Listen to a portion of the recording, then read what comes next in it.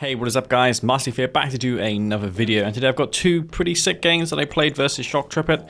These are 1v1 games. I did have a spell of playing 2v2s, personally not my cup of tea. I did enjoy watching the show match that Tipsy, Phoenix, Futurama and Drive played. Not sure if that will end up on Cyber's channel. Bike Crush casted half of it, he had to leave, and then I casted the other half. You can find that on my Twitch channel. If you go on there, because I don't have the complete series, I suggest you guys check out Bike Crush's stream first, and then to see the conclusion, go to my stream. Just a quick little announcement there. Anyways, this is going to be Tournament Oasis, R21 as always. And I will always start my videos off by saying, if you haven't got R21 yet, what are you guys doing? You be living under a rock? Just kidding. You should go definitely download it there if you haven't already, because it fixes a ton of bugs. The game is way better as a result. You know, the things like the harvester bug which plagued this game for many years only got fixed last year, and a plethora of other issues as well. Quad turrets are a thing in this game. The game is in its most complete state since launch, and the new maps that have been introduced as well help it a ton. Desolator Trooper, Technique, Predator, all these names in the past have also helped keep this game alive with community-based content.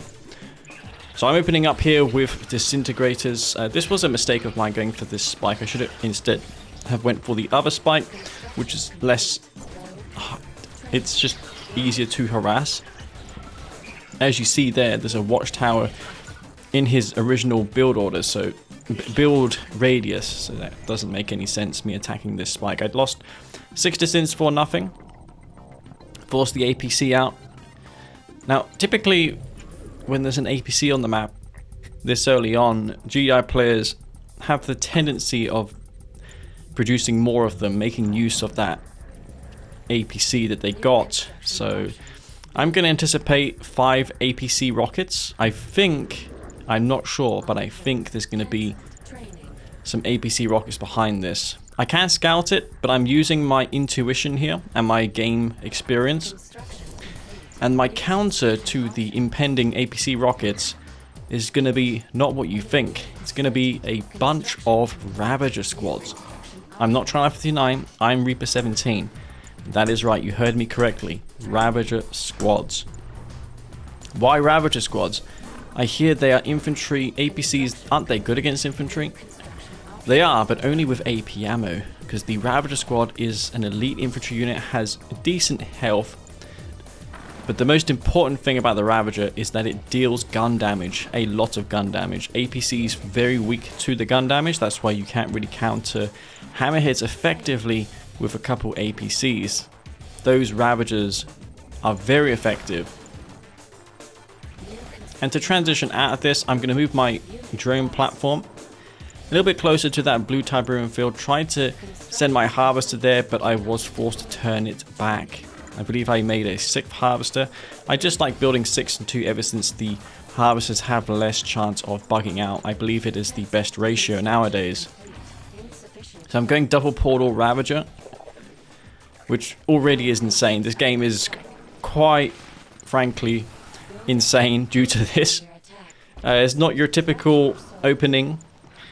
APC rocket, more a typical sight.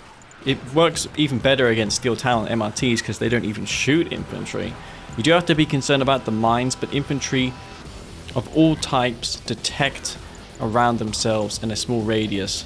It will allow them to see those mines and not walk into them. I brought a couple Shardwalkers as well, just for hammerheads, because it's likely that my opponent will think of going for an airfield and a hammerhead to deal with my Ravagers. There's an expensive counter to those APCs. I didn't kill the APCs, but I forced them away, and that is good for me because I'm going to be able to push into my opponent's base with the Ravagers, and if I'm able to get in like I'm doing here, I can use the tip agitation and kill one of the harvesters. I managed to stack the Tiberium agitation there and get 2 bit of splash damage. I should have focused on that harvester, but sadly for me, I did not get it. And there you see just how weak APCs are without that AP ammo against the Ravagers. But the cannon damage is definitely the weakness of the Ravagers. Unlike the Shock Troopers, Ravagers don't resist a lot of cannon damage, so sonic emitters, shatterers, even shots from Predator tanks will do a lot of damage to those Ravager squads. Now, my plan here was to use a Stasis Shield on half of these APCs, but the unfortunate thing about this was the timing, and I didn't notice he had the APM upgrade just researched then. So I wasted my Stasis Shield and all my Ravagers fall. That's a huge momentum gain for Shock Trepid in this match. I got 3 harvesters on my expansion. I'm trying to transition to dev tanks, but I'm miles behind because I really should have got more harvester kills with those Ravagers. The Stasis Shield wasted there is a big deal. Reaper 17 rely on the stasis. They don't have artillery later on or any fancy unit compositions like the Scrin and like the Trailer 59 does with the cultist squads, the Cult Prodigy, the Devastators, the Tripods. They have way more units and they function better in tandem with each other. Reaper 17 is really all about Shardwalkers and Tripods for the most part, but I'm going for these dev tanks. I'm going to try and recover from this failed Ravager push. It could have been executed better, as mentioned prior. The Stasis Shield was a little bit of a waste. So I'm going in with these dev tanks. Dev tanks insane with the charge. As Reaper 17, you can purchase an upgrade at tier 3, which doubles the storage of Tiberium within the dev tank. It allows them to shoot twice as many shots. So it goes from 10 to 20 shots, which is substantial. And now I'm going to push in. And I see Shock Trooper has not capitalized yet and has taken that blue tier fill. So I should be trying to go for it myself. I'm finding any empty harvesters on my Tiberium and I'm going to allocate them to this blue field, because if either one of us manages to get this, it's going to be a big deal. Me, I need it at this point because I don't have a tier 3. I'm on tier 2 and I'm spamming tier 2 units because I can't really compete with his mammoth production anymore with tripods. I'm a long way off from tripods, so instead I'm going to opt for the Devourer tanks, which have more range than mammoths.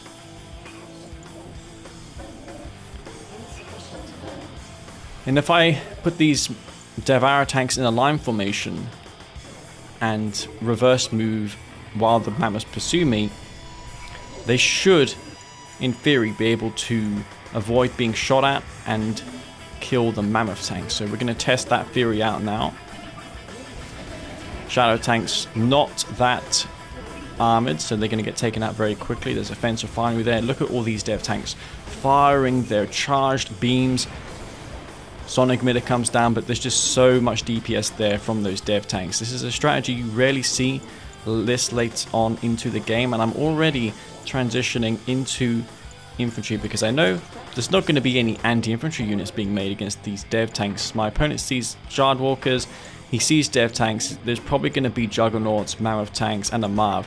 So my best option here would be to transition into Shock Troopers, which in R21 have a little bit more health, 400 health compared to vanilla where it is 300. Shock Troopers are a viable option for the Scrin factions. Makes gameplay a little bit more interesting. And one of those dev tanks has yet to be killed. They've inflicted so much damage, and now I'm going to go for this refinery, which forces the Mammoth tanks to respawn. Finally, one of those dev tanks falls, and if the Mammoth tanks pursue too deep, they will find the army of Shock Troopers awaiting them. I'm going to go in here with these Shock Troopers. The dev tanks will now be assigned to killing watchtowers, and I'm going to summon in these reconstruction drones, which also repairs infantry. Scrin repair drones don't only affect vehicles, but also infantry as well. And the Shock Troopers, man, are going to clean up for me very nicely. Only a singular watchtower that is located in an awkward spot. I don't want to waste these Shock Troopers. Those are necessary for me. Marv in my base, but I've got so many shocks that I should be able to deal with that very easily. My army is huge. There's dev tanks, there's shock troopers, and I'm going to start spamming more of this infantry. And since my opponent has an MCV there, he can't really place down watchtowers quick enough to hold this off. So I'm going to make some cannon fodder here in the form of these disintegrator squads, just so these watchtowers shoot them instead of the descents. I can also build buzzer hives, which will force shots from those watchtowers on the buzzers. And with all these shard walkers and shock troopers and dev tanks, there's really not much an MCV can do at this point. And that's going to fall right away. Some shock troopers going down, but my losses are minimal. And this position has been taken out with ease. That is a lot of infantry. Dev tanks back there as well for me. My tip field is running low on Tiberium to since have a tendency of just running into the Marv. I'm not sure what causes that behavior. I don't know if you guys have noticed, but if you try and attack a Marv with distance, they always just suicide in, just kamikaze into the Marv and get killed. Grenadiers is the answer to shock troopers. This was actually very frustrating for me. I wasn't expecting shock troopers to transition into that. Sniper teams would have been easier for me to kill. I could have just teleported onto them, killed them with the shock troopers, but those grenadiers, they require me to build gunwalkers or corruptors. Corruptors I prefer against the grenadiers. They just do a little bit better against them. I need to kill the grenadiers faster. Now I have units, but what I don't have is an expansion. I'm Reaper 17. Usually I'd have an eco advantage, but I have not produced any growth stimulators. I did gather the blue Tiberium. I had to because my units are less cost effective. I'm on tier 2. My opponent is on tier 3.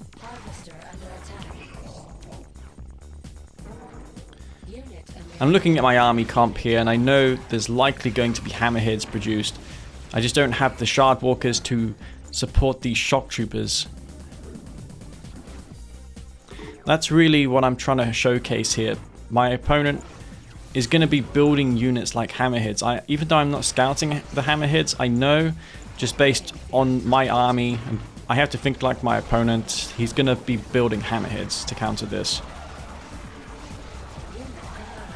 And the shard walkers will ensure that I don't overkill those hammerheads too much. More rail mammoths moving in. And my shock trooper numbers have been dwindled substantially at this point. So this game's still undecided. I feel like I'm behind, but I still have forces. Shock leeching Tiberium from that field, so I need to prevent him from doing that. I could assign 1 or 2 shocks on the other green field, but I'm concerned about these hammerheads, so I'd be best keeping the shock troopers together with my shard walkers so they don't get caught out of position. Rail mammoths right there, 3 of them, and hammerheads and an MCV. There's 4 railgun mammoth tanks, so I'm not looking too good here. My forces are looking pretty anemic. Desperately trying to get a refinery down. I should sell some of my infrastructure off back at home. An unfortunate reverse move bug on that mammoth tank. One of them goes down, which is a big deal at this point. I used to have 20 shock trooper squads, but you saw just how quick that AP ammo deals with them. It would have been almost certainly over in earlier patches due to how little health shock troopers had back then. To be fair, against AP ammo, 100 hit points more is barely anything, but it is something. My stasis shield, which I had wasted earlier, has now been recharged. I can use it on this MCV. I need to use it on the MCV to prevent the watchtowers from being built. And then I can surround this army with disintegrators, with shard walkers. He can't build watchtowers. And now with disintegrators, I'll have the DPS necessary to inflict the damage on this construction yard. I really need to build more and deal with the hammerheads. The mammoth tanks are also going to try and do what they can, but at most they'll kill a singular shard walker or a dev tank. Dev tanks survive, and now We see the Conyard fall very quickly. Shock Trooper's desperately trying to place watchtowers, but the MCV falls, and that's his only MCV remaining. And this is Reaper 17 gameplay without Annihilator Tripods, without ever taking up to tier 3 versus Mammoth tanks, which as we know are better than ever nowadays with that turret rotation buff and also the missiles doing more damage. So that's a good showcase there against Scrin, against GDI as Scrin or Reaper 17. Reaper 17 obviously it will work better with because they have Shard Walkers which deal more DPS, and that's very good against the Hammerheads. If you're on tier 3, it's a good idea to get a Hexapod and some tripods and transition, but that time I had to improvise. And it's an RTS, you have to adapt to the situation you're in, and that game I felt like tier 1, tier 2 all game was better than slowing myself down and going for tier 3. I would not have had the forces necessary to deal with that Mammoth double MCV strategy otherwise. So yeah, let's go to the next game and I want to show you what that one's all about. Okay guys, game number 2. This is going to be Tournament Crater. I'm going to be playing as the GDI, and I'm going to tell you what I'm going to do this game. I'm going to do an all-in rig rush. I'm going to demonstrate how it's done, and this is actually one of the worst case scenarios for it. I believe it's the first rig rush I've done in 2024. I haven't showcased this strategy much, but this particular version is very feasible on this map. It is not a meme, it works well, but it does require good unit control. One thing I omitted here already was the EMP control center. On this map, both players have access to a safe EMP in the early game. There's 2 tip spikes per player. You should always escort your engineers on this map with a rifleman, militant or cabal, because this threat of Scrin faction sending a buzzer there is high. It will die to a buzzer. The timing will mean the engineer could die, or 2 disintegrators. You need to scout the synths as well. Garrisoning the bunker with a rifleman will slow those descents down substantially while you get an APC out. I don't know what my opponent is, so I'm just going to assume descents are a thing. Also, against random on this map, you can expect GDI to go for the spikes with the carry-all strategy or the V35 Ox strategy. A buzzer there has been detected, so I'm going to scout for disintegrators. And we see there are a bunch of disintegrators on the left flank. Now, that might not be the full picture. There could be another group on the right hand side. Sometimes we see that nowadays. So I'm going to build an APC, and I'm building a barracks here not to produce infantry but rather to sell, because it is $50 less to get a rifleman squad that way, and I don't need my build queue, so that $50, it's better than not having it. Every dollar counts, especially this early on into the game, where you need to be as quick as possible with your macro and recover your eco.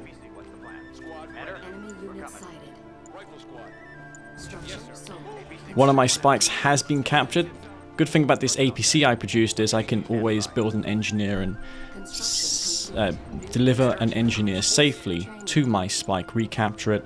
The engineer will be safe in the APC. EMP gets destroyed, so good thing I didn't take that over. And despite him being Tri 59, I'm still gonna go ahead with this rig push. Now there is the possibility of mind control and descent spam, but I have a plan for that. I'm going to build an armory and go for sniper teams in my APCs. Rig with sniper APCs is the plan, and I'm aware I don't have the funds to go for the sniper teams, the APCs, the rigs, and also a hammerhead. So I'm going to sell my MCV off. It's not really an all-in as GDI because you can rebuild it, the MCV, later on.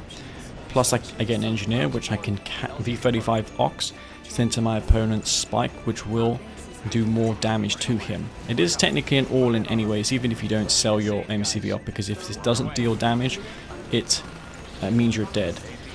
Now, things have taken a turn for the worse, and I just lost my upgraded power plant. Look how much power deficit I have currently. My build queues are slowing down to a halt. There's a defensive tower randomly captured over on the left hand side. Maybe he intended to send an engineer to the right, but I am in deep trouble here because I have to deal with Trala 59 on low power. I power down one of my refineries. I've got some sniper APCs, so if cultists do come out, I'm going to be okay versus them. What I'm concerned about is cultists and tripods.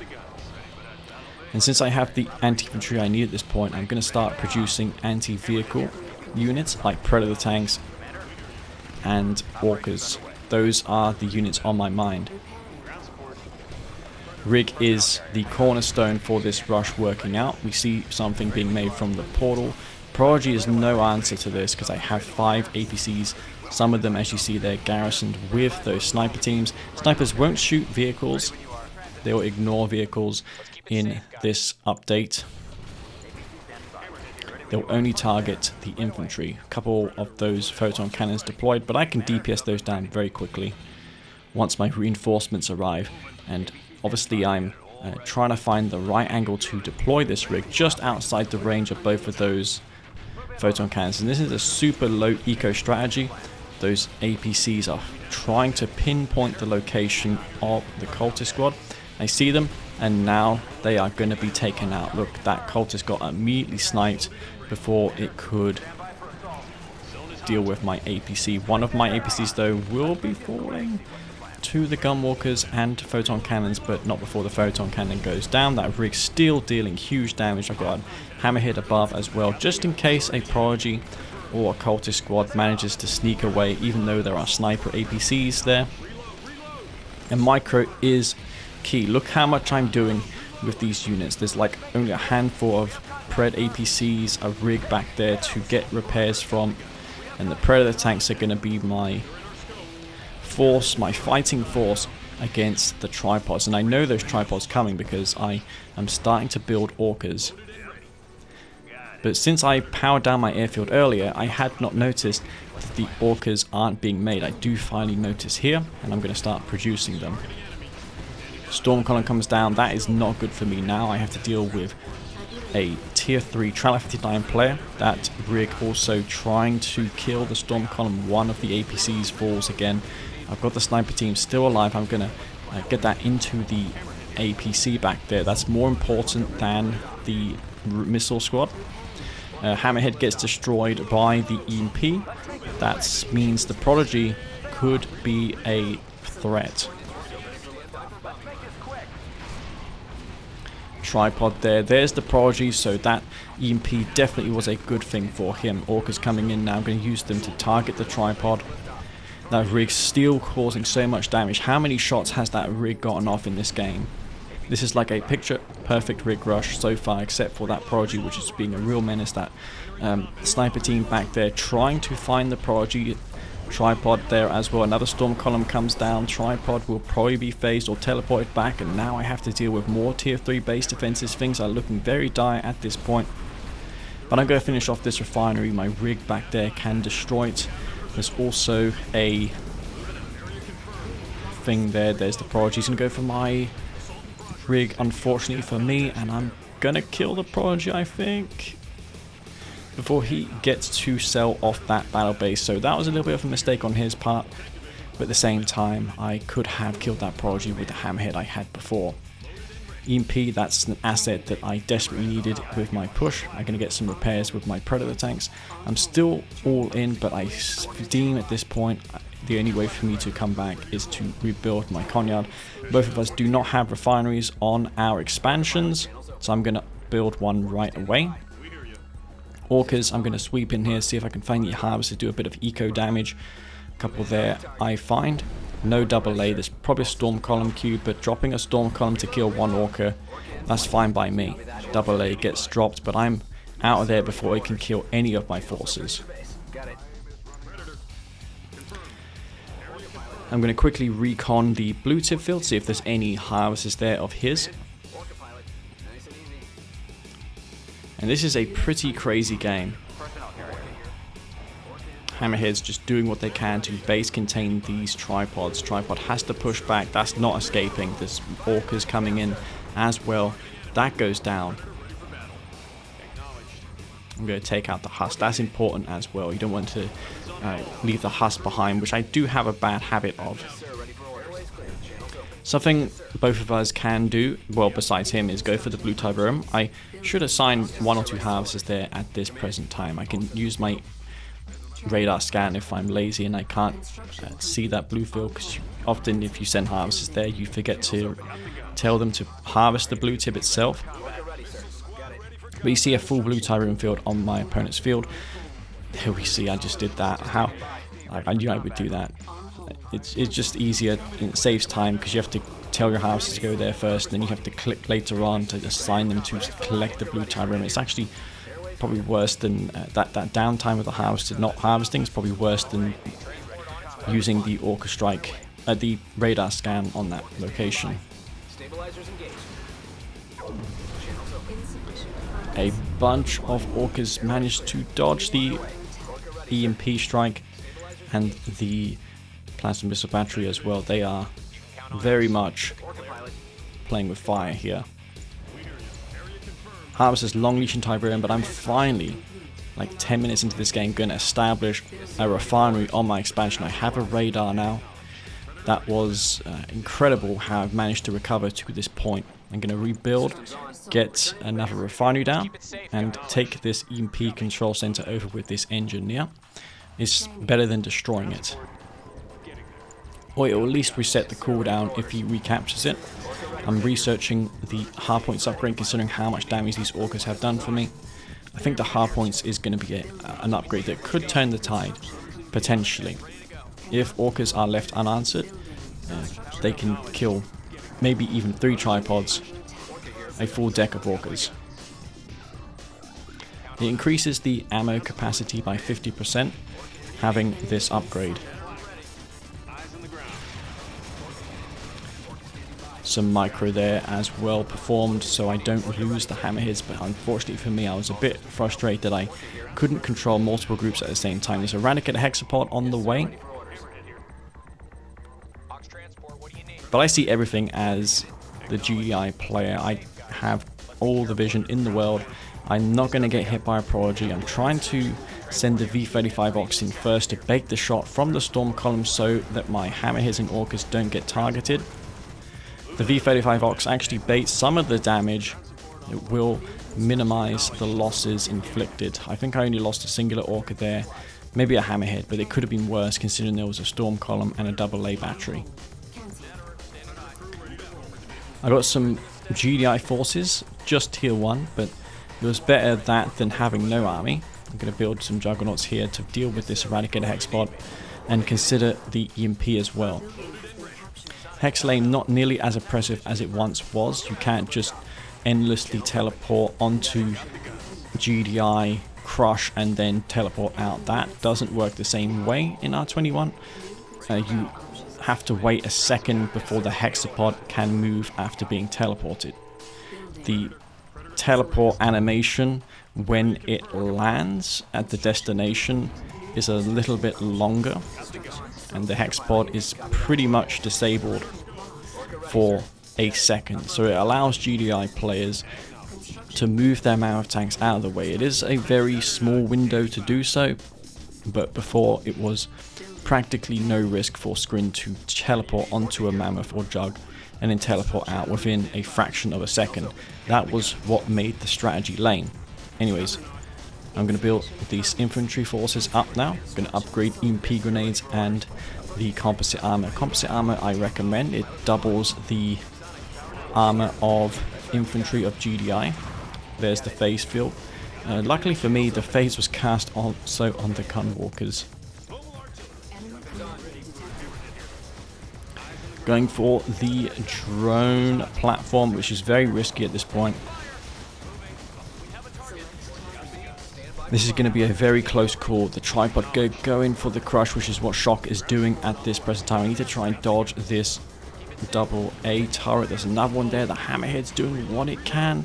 The predator tanks and the shadowers they are going to just barely take it out. Maybe if Shock had undeployed that, it would have been better for him. But yeah, I still have an army back at home. I've got Juggernauts, I have EMP grenades, I have even the Commando on its way, some sniper teams as well.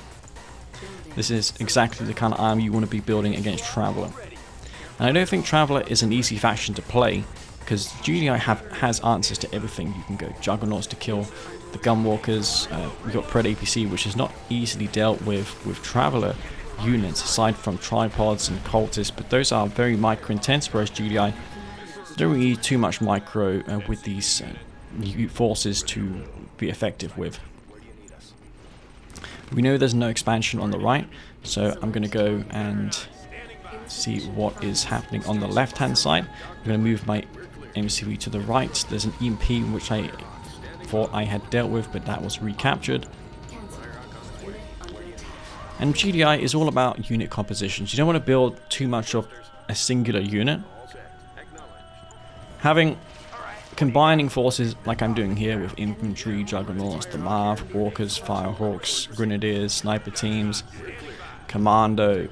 That's what makes GDI the powerhouse faction that it is. If you build pitbulls and nothing but pitbulls, or APCs and nothing but APCs, then obviously it may appear like GDI is a weak faction. GDI is all about that combined arms, and you really have to do it to get the most from it. Now, not every faction has the ability to do combined arms like GDI. This is what GDI's faction advantage is. All you need to do is just know what kind of unit comps work best. And the campaign and Global Conquest even teaches you the importance of unit compositions. You see in the Global Conquest mode, the strike forces aren't just a bunch of pitbulls or one type of unit. It's about having all the units to deal with the threats that you may encounter. Commando jumps in to deal with those cultists. The Juggernauts are back there as well to force these tripods to move into my infantry, and the Commando can just C4 those tripods if I need to. It just all comes together like clockwork. You see these forces of Scrin just don't have a single chance to stop this. Maybe if they were Devastators, but I have the Firehawks out to deal with aircraft. There's not much really that I'm vulnerable against. And that's what you should do as GDI in the late game against Traveller and Scrin. And I think when played like this, it's very hard. Traveller, without their gimmicky tricks with the wormhole, if you can't do crippling damage, it's very hard on even terms to beat back a GDI player nowadays. You can't hex lane to victory. Even though hex lane still is a thing, it's just not as oppressive, and it takes skill. Anyways, those were the two games I really wanted to highlight. Hope you all enjoyed them, guys. If you did, don't forget to smash the like button. I really appreciate that.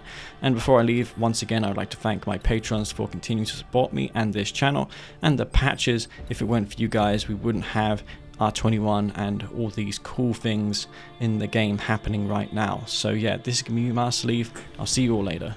Peace out.